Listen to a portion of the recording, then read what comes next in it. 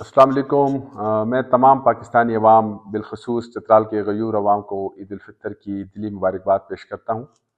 जैसा कि आपकी इल्म में है कि रमज़ान मुबारक के मुबारक महीने के बाद ईद उल फितर का जो त्यौहार है वो हमें तक़वा ईसार का पैगाम देता है और इस बात का दर्स देता है कि हमारे इर्द गिर्द जो भी हमारे मुस्तहिक लोग हैं हम उनकी खुशियों में शरीक हों।